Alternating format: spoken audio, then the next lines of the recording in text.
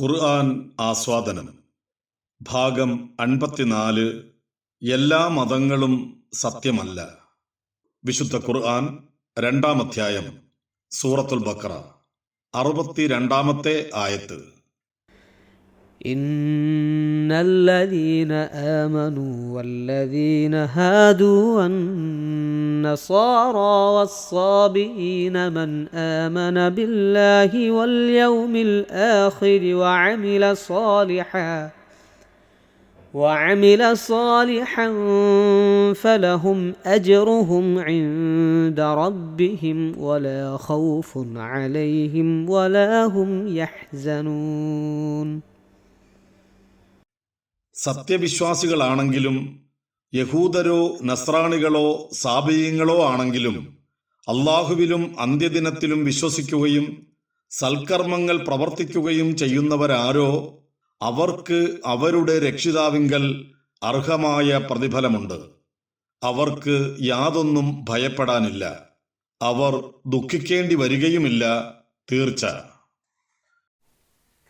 إن الذين آمنوا والذين هادوا والنصارى അതുപോലെ വന്ന എന്നൊക്കെ പറയുമ്പോഴുള്ള നൂനിന് ഷദ്ദ് വരുമ്പോഴുള്ള ഗുന്ന ശ്രദ്ധിച്ച് മണിച്ചു ഓത്. വസ്സാബിഈന മൻ ആമന ബില്ലാഹി വൽ യൗമിൽ ആഖിർ. മൻ ആമന എന്ന് പറയുമ്പോൾ മൻ വളരെ വ്യക്തമായി ഇൽഹാർ ചെയ്താണ് അവിടെ ആ നൂനിനെ ഉച്ചരിക്കേണ്ടത്. ശ്വാസം കിട്ടാതെ നമ്മൾ നിർത്തുകയാണെങ്കിൽ വൽ യൗമിൽ ആഖിർ രാ എന്നുള്ള തർക്കീഖ് ചെയ്തുകൊണ്ടാണ് അവിടെ നിർത്തേണ്ടത്. വഅമില സാലിഹൻ ഫലഹും അജ്റുഹും. സാലിഹൻ ഫ ആ തൻവീനിനെ അവിടെ മറച്ച് മണിച്ച് ഇഖ്ഫ ചെയ്തു ഓതാം. ഫലഹും അജ്റുഹും അജ് ജീമിനെ കൽക്കല ചെയ്ത് മുഴക്കിക്കൊണ്ടുപോകുക. ഇൻദ റബ്ബിഹിം ഇൻദ അവിടെയും ആ നൂനിനെ മറച്ച് മണിച്ച് ഇഖ്ഫ ചെയ്തിട്ടാണ് ഓതേണ്ടത്. വലാ ഖൗഫുൻ അലൈഹിം വലാ ഹും യഹ്സനൂൻ. വലാ ഖൗഫുൻ അതുപോലെ അലൈഹിം വലാ ഹും ഇവിടെ ഒന്നും മണിക്കാൻ പാടില്ല.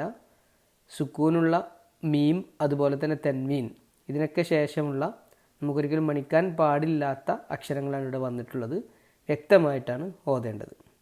സത്യവിശ്വാസികളാണെങ്കിലും യഹൂദരോ നസ്രാണികളോ സാബിയങ്ങളോ ആണെങ്കിലും അള്ളാഹുവിലും അന്ത്യദിനത്തിലും വിശ്വസിക്കുകയും സൽക്കർമ്മങ്ങൾ പ്രവർത്തിക്കുകയും ചെയ്യുന്നവരാരോ അവർക്ക് അവരുടെ രക്ഷിതാവിങ്കൽ അർഹമായ പ്രതിഫലമുണ്ട്.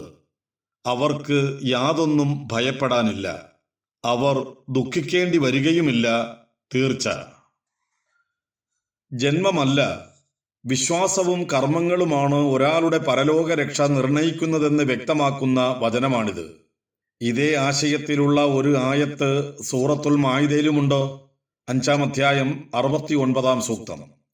വംശമഹിമയോ മതപരമായ ലേബലുകളോ അല്ല, മറിച്ച് അള്ളാഹുവിലും പരലോകത്തിലുമുള്ള അചഞ്ചലമായ വിശ്വാസവും സൽക്കർമ്മങ്ങളുമാണ് രക്ഷയുടെ മാനദണ്ഡമെന്ന് ഈ വചനങ്ങൾ വ്യക്തമാക്കുന്നു.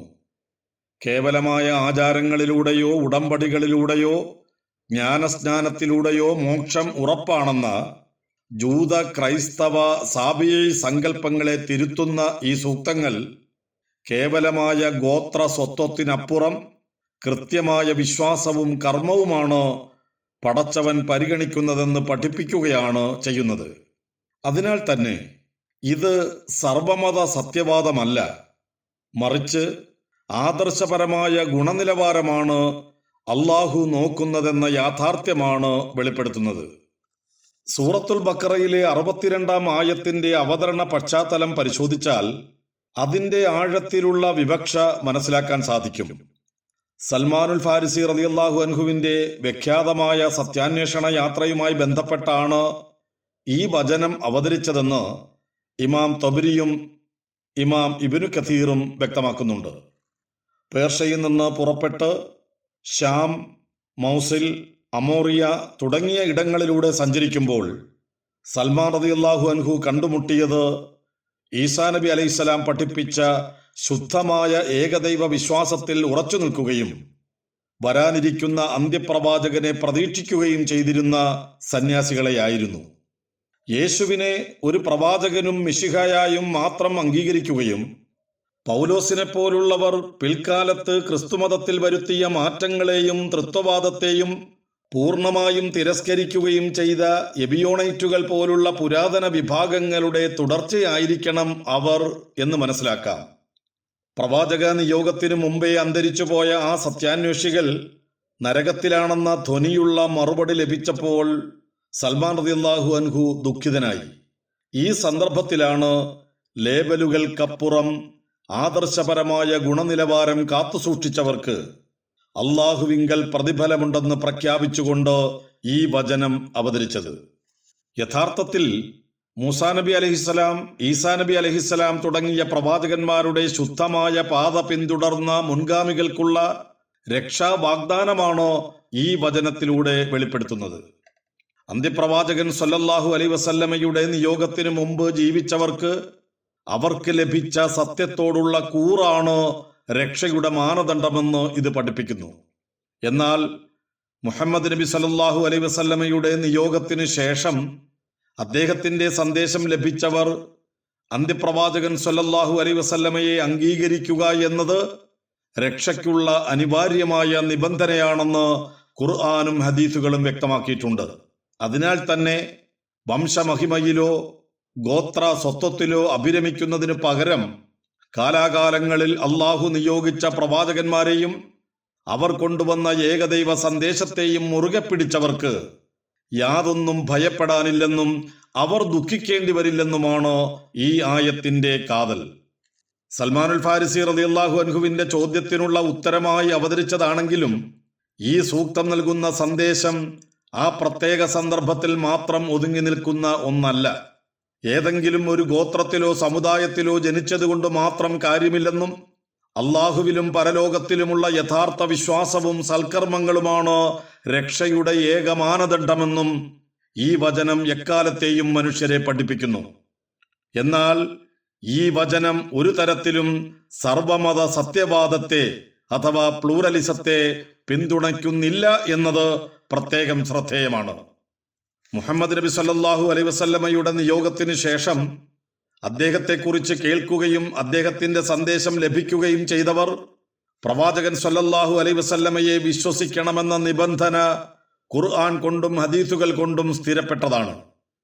ഇബ്നു അബ്ബാസ് റളിയല്ലാഹു അൻഹു ഉൾപ്പെടെയുള്ള പ്രമുഖ വ്യാഖ്യാതാക്കൾ വ്യക്തമാക്കുന്നത് പോലെ അന്ത്യപ്രവാചകൻ സല്ലല്ലാഹു അലൈഹി വസല്ലമയുടെ നിയോഗത്തിന് ശേഷം അദ്ദേഹത്തെ നിഷേധിക്കുന്നവർക്ക് ഈ വചനത്തിൽ പറയുന്ന രക്ഷയുടെ ആനുകൂല്യം ലഭിക്കുകയില്ല.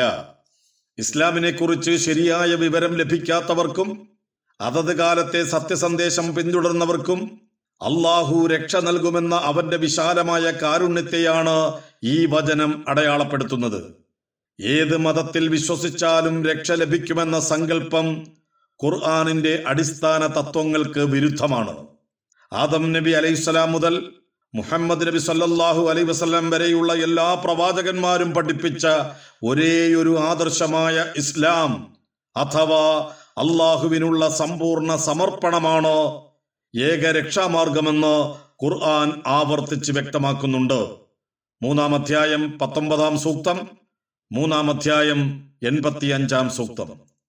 അതിനാൽ മുൻകാല പ്രവാചകന്മാരുടെ ശുദ്ധമായ അധ്യാപനങ്ങൾ സ്വീകരിച്ച മുൻഗാമികൾക്കും അന്ത്യപ്രവാചകൻ സല്ലല്ലാഹു അലൈഹി വസല്ലമയെ അംഗീകരിക്കുന്നവർക്കും മാത്രമേ മോക്ഷമുണ്ടാവുകയുള്ളൂ. എങ്ങനെ അറിയപ്പെടുന്നു എന്നതിലല്ല, മറിച്ച് അള്ളാഹു നിശ്ചയിച്ച ആദർശത്തോട് എത്രത്തോളം സത്യസന്ധത പുലർത്തുന്നു എന്നതിലാണ് ഒരാളുടെ വിജയം കുടികൊള്ളുന്നതെന്ന തത്വമാണ് ഈ വചനം പഠിപ്പിക്കുന്നത്. ഈ വചനത്തിൽ 4 വിഭാഗങ്ങളെയും ഒരൊറ്റ കുടക്കീഴിൽ കൊണ്ടുവരുന്നതിന് പകരം വിശ്വസിച്ചവർ, അല്ലദീന ആമനു, മറ്റു 3 വിഭാഗങ്ങൾ, വല്ലദീന ഹാദു വന്നസ്വാറ വസ്വാബീന എന്നിങ്ങനെ 2 വ്യത്യസ്ത വാചക ഘടനകളായാണ് അള്ളാഹു അവതരിപ്പിച്ചിരിക്കുന്നത്. ഇവിടെ മുഅ്മിനുകൾ എന്ന് വിളിച്ചിരിക്കുന്നത് മുസ്ലിം സമുദായത്തെയാണെങ്കിലും കേവലം ഒരു സമുദായത്തിൽ അംഗമായതുകൊണ്ട് മാത്രം അവർക്ക് സ്വർഗം ഉറപ്പായെന്ന് ഖുർആൻ പറയുന്നില്ല.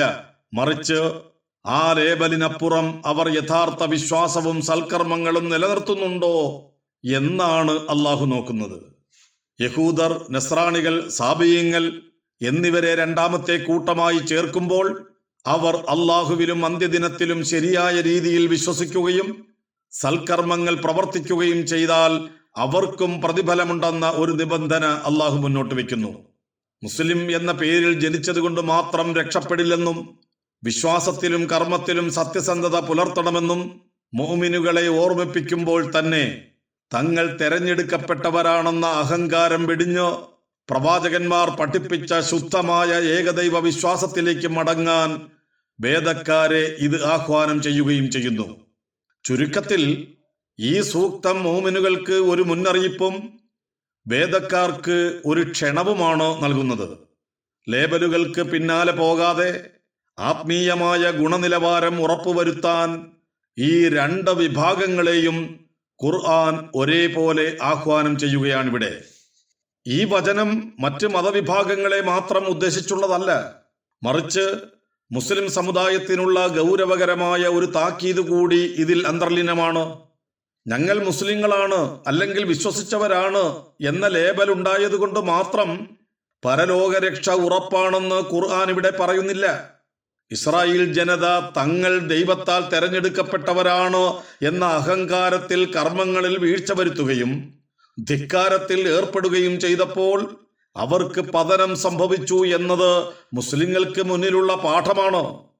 കേവലമായ ഒരു സമുദായത്തിൽ അംഗമായതുകൊണ്ട് മാത്രം സ്വർഗം ലഭിക്കുമെന്ന ജൂതന്മാരുടെ അതേ വംശീയവാദം മുസ്ലിങ്ങളും പുലർത്താൻ പാടില്ലെന്ന് ഈ സൂക്തം ഓർമ്മിപ്പിക്കുന്നു.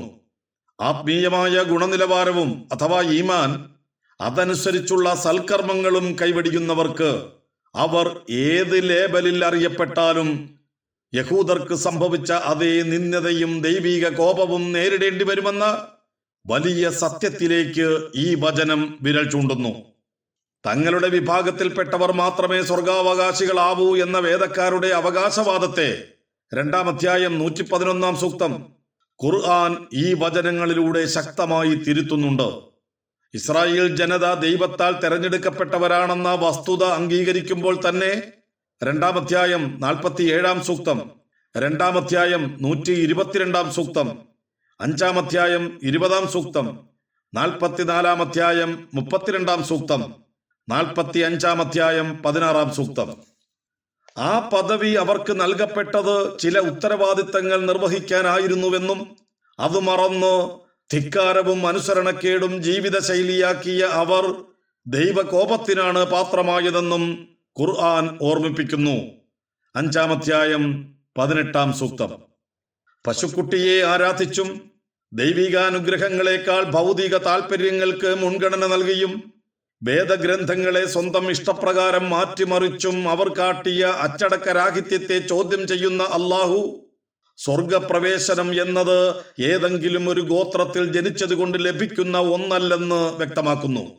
ഏത് വിഭാഗത്തിൽ ജനിച്ചു എന്നതിലല്ല, മറിച്ച് അള്ളാഹുവിലും പരലോകത്തിലുമുള്ള യഥാർത്ഥ വിശ്വാസവും അതനുസരിച്ചുള്ള സൽക്കർമ്മങ്ങളുമാണ് മോക്ഷത്തിനുള്ള യഥാർത്ഥ മാനദണ്ഡമെന്ന് പ്രഖ്യാപിക്കുന്നവയാണ് ഈ വചനങ്ങൾ. ആരാണ് യഹൂദന്മാർ? മൂസാ നബി അലൈഹിസ്സലാമയുടെ കാലത്തെ 12 ഇസ്രായേൽ ഗോത്രങ്ങളിൽ ഏറ്റവും ശക്തമായ യഹൂദ ഗോത്രത്തിൽ നിന്നാണ് യഹൂദർ എന്ന പേര് ഉദ്ഭവിച്ചത്.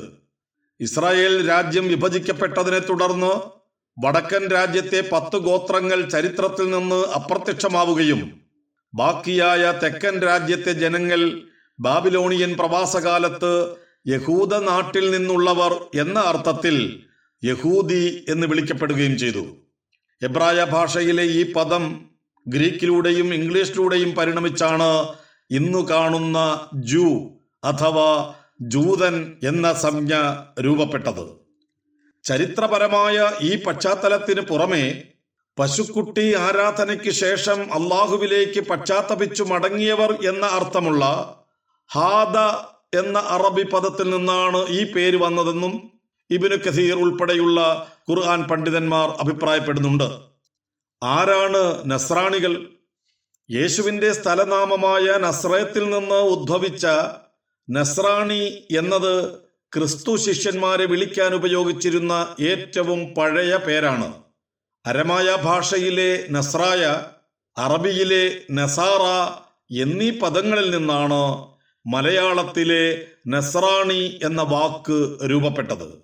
പൗലോസിന്റെ നേതൃത്വത്തിൽ അന്ത്യോക്യയിൽ വെച്ച് ക്രിസ്ത്യാനികൾ എന്ന പേര് പ്രചാരത്തിൽ വരുന്നതിനു മുമ്പ് യഹൂദമതത്തിനുള്ളിലെ ഒരു വിഭാഗമായാണ് ഇവർ നസ്രായർ എന്ന് അറിയപ്പെട്ടിരുന്നത്.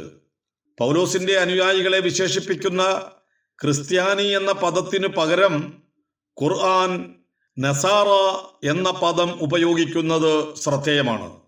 ഈസാ നബി അലൈഹിസ്സലാമയ്ക്ക് അള്ളാഹുവിന്റെ മാർഗത്തിൽ തുണയായി നിന്നവർ അഥവാ അൻസാർ എന്ന അർത്ഥവും ഖുർആനിലെ ഈ നാമകരണത്തിന് പിന്നിലുണ്ടാകാമെന്ന് ഇമാം ഇബ്നു കഥീർ, ഇമാം തൊബരി തുടങ്ങിയ വ്യാഖ്യാതാക്കൾ അഭിപ്രായപ്പെട്ടിട്ടുണ്ട്. കേരളത്തിൽ സെന്റ് തോമസ് വഴി ക്രിസ്തുമതം സ്വീകരിച്ച പരമ്പരാഗത വിശ്വാസികൾ ഇന്നും മാർത്തോമാ നസ്രാണികൾ എന്ന പേരിൽ ഈ പുരാതന സ്വത്വം നിലനിർത്തുന്നു. ആരാണ് സാബിയങ്ങൾ?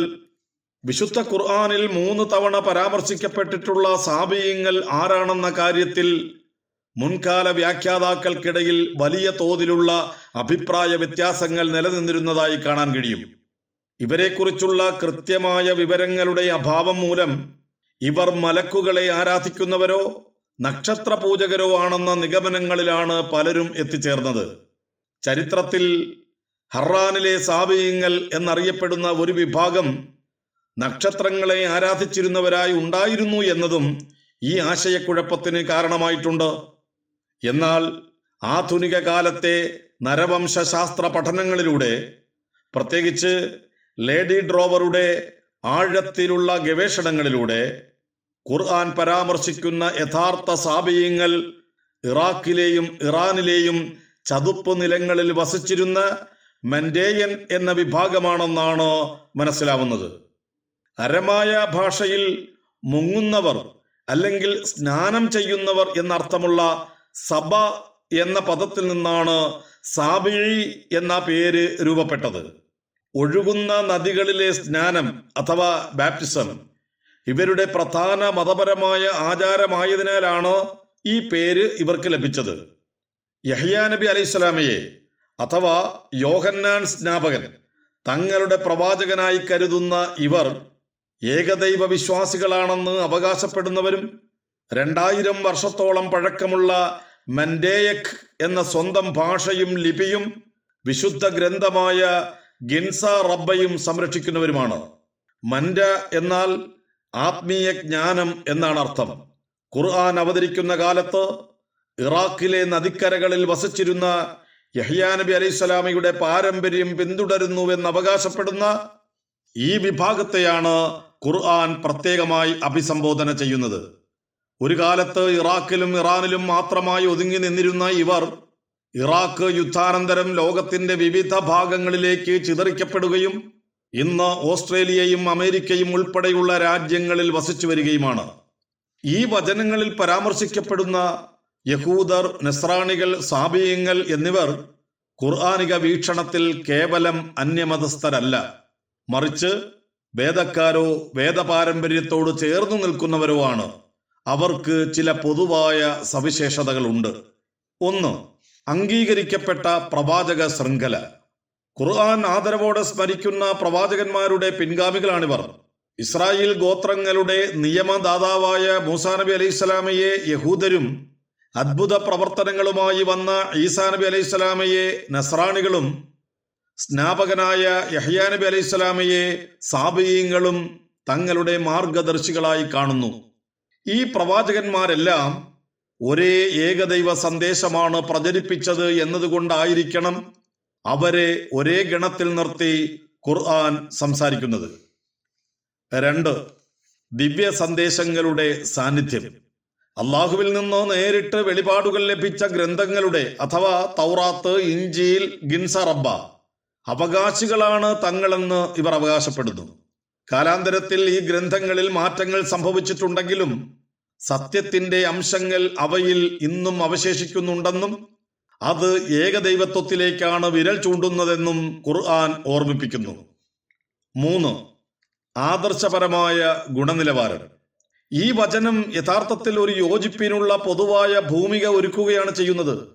ഓരോ വിഭാഗവും തങ്ങളുടെ ലേബലുകളിൽ അഭിരമിച്ച് മറ്റുള്ളവർ നരകത്തിലാണെന്ന് വാദിക്കുമ്പോൾ അള്ളാഹു ആ ലേബലുകളെ റദ്ദാക്കുന്നു.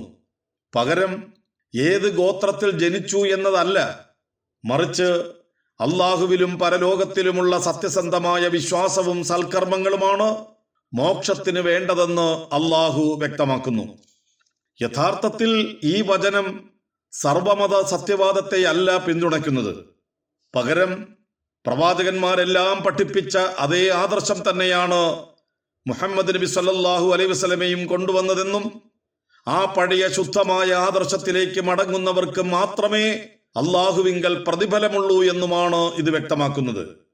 ലേബലുകൾക്കപ്പുറം മനുഷ്യന്റെ ആത്മീയമായ ഗുണനിലവാരത്തിനാണ് ഇസ്ലാം വില കൽപ്പിക്കുന്നത് എന്ന വലിയ പാഠമാണ് ഇതിൽ അടങ്ങിയിരിക്കുന്നത്.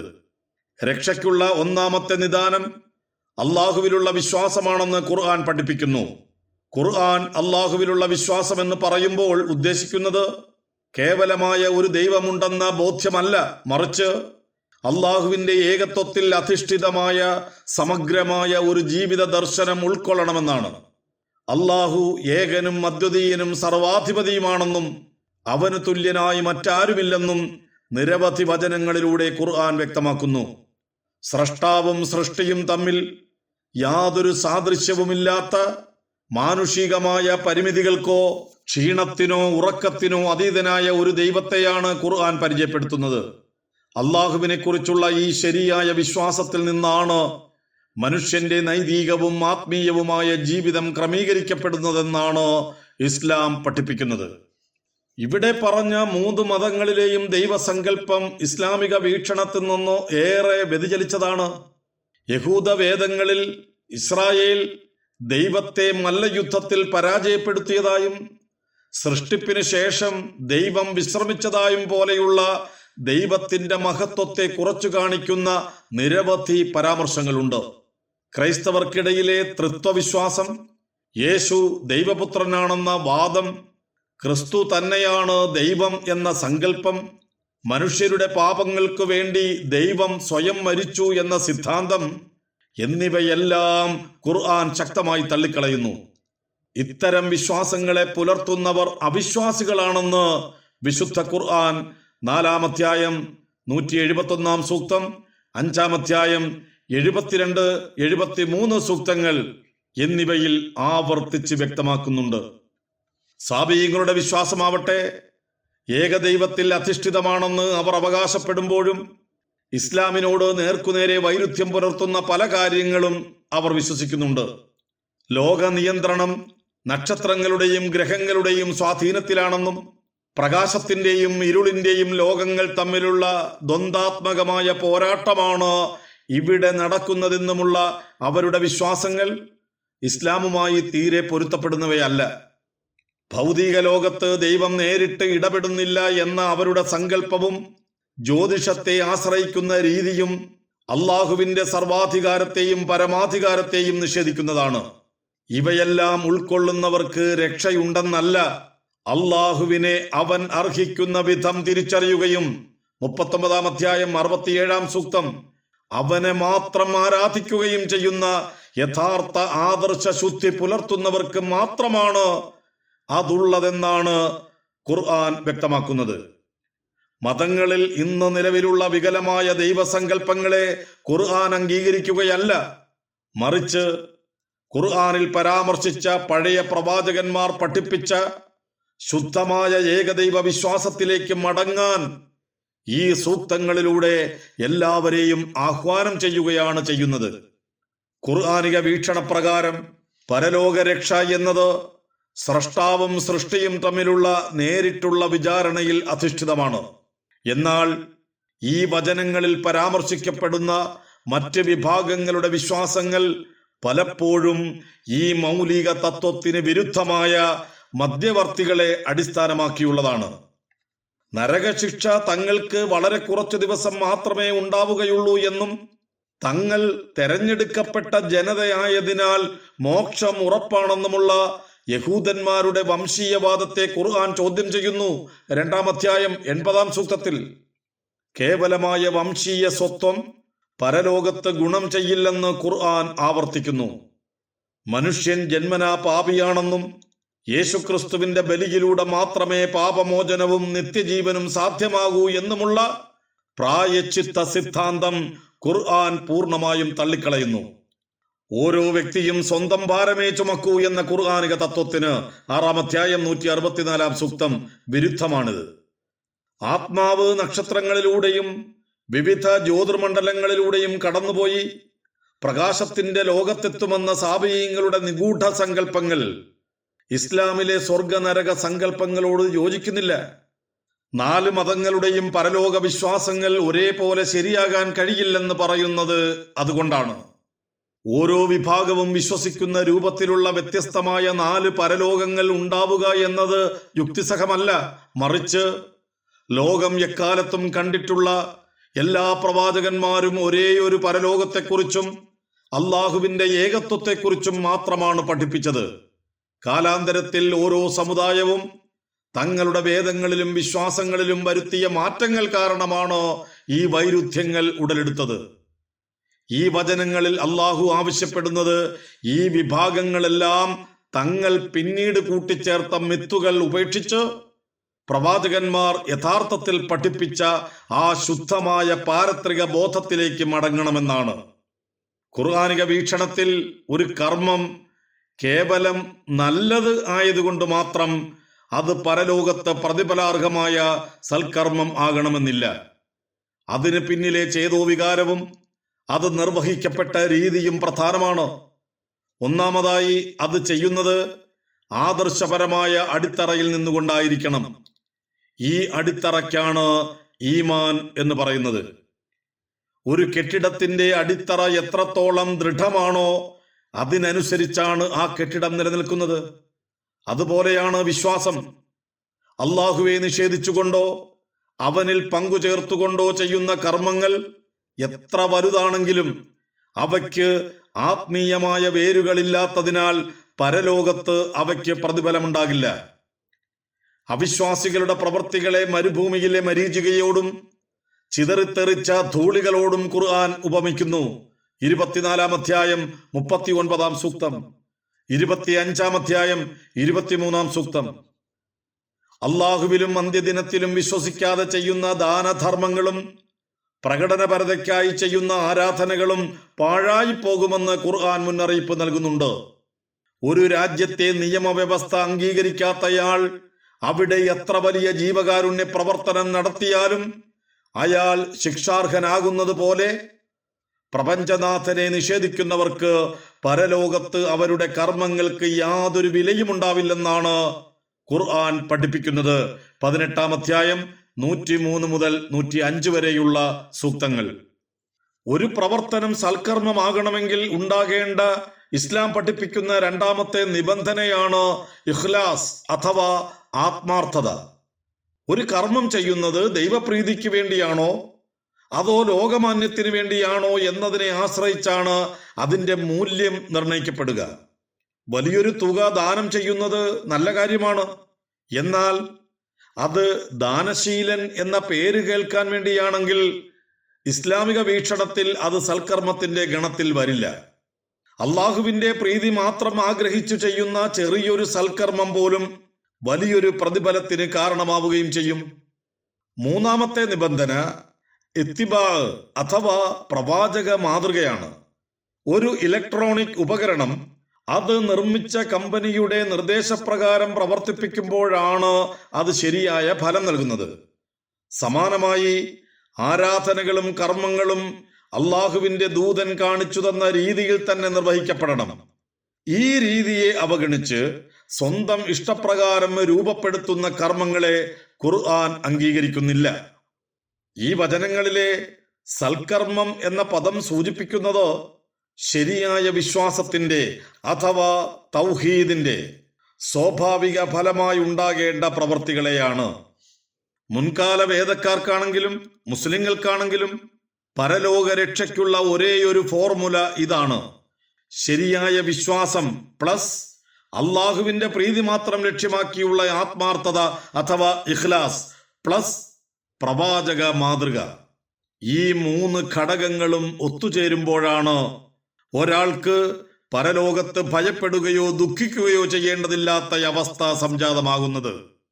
ഈ വചനം മനുഷ്യന് നൽകുന്ന ഏറ്റവും വലിയ ആശ്വാസം അള്ളാഹുവിന്റെ അനന്തമായ നീതിയെക്കുറിച്ചുള്ള പ്രതീക്ഷയാണ്.